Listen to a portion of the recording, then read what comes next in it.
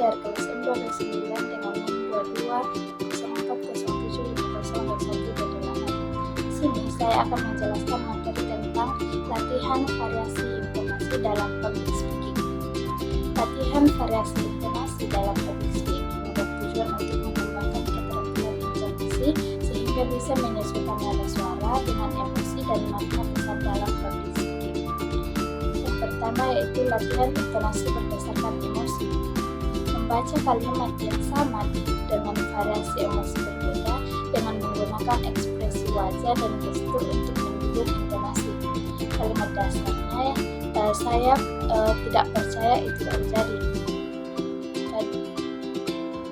Marah, nada tinggi dan tegas, kemudian kaget, nada naik tiba-tiba, sedih, nada rendah lambat, senang, nada ringan naik turun, bingung, nada ragu-ragu naik di akhir.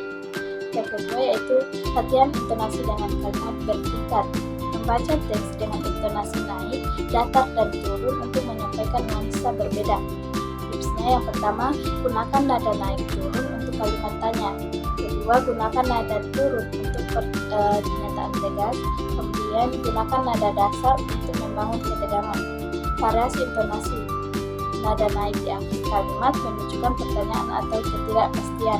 Nada turun di akhir kalimat menunjukkan kepastian dan kecerdasan. Nada datar di tengah kalimat menunjukkan informasi netral. Kalimat dasarnya, hari ini saya sangat bersemangat karena akan berbicara di depan kalian semua. Yang kedua, tapi ada sesuatu yang membuat saya berpikir ulang. Apakah saya benar-benar siap? Ketiga, latihan intonasi berdasarkan jenis pesan. Yang pertama, mengucapkan kalimat dengan intonasi yang sesuai dengan tujuan komunikasinya. Tipsnya, latihan ini bisa dilakukan dengan membaca kutipan pidato terkenal atau puisi dengan berbagai intonasi. Yang pertama yaitu pesan motivasi, nada energi, semangat naik turun. Kalian pasti bisa mencapai impian kalian, jangan pernah menyerah. Kedua, peringatan atau ancaman, nada tegas turun di akhir. Jangan pernah meremehkan persiapan sebelum berbicara di depan umum. Ketiga, cerita seru, nada naik turun penuh ekspresi. Kemarin aku mengalami kejadian yang sangat menegangkan. Bayangkan aku hampir jatuh dari panggung. Keempat, pertanyaan serius, nada dalam lembut turun di akhir.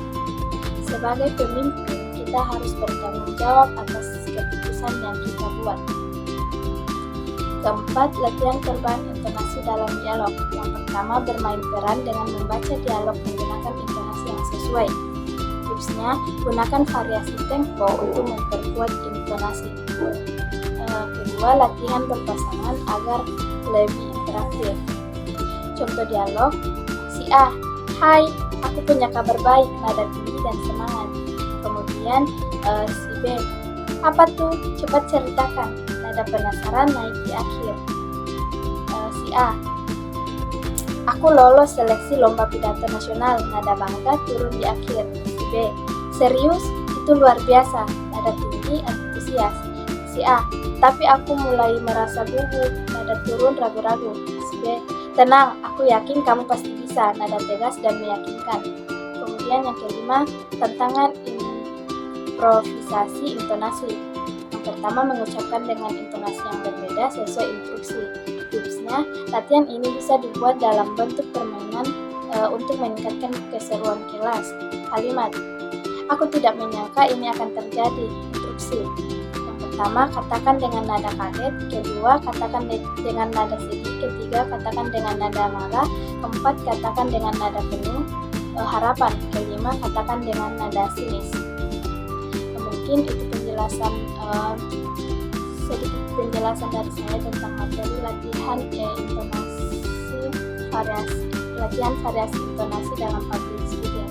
Sekian, wabillahi taufiq wal hidayah. Wassalamualaikum warahmatullahi wabarakatuh.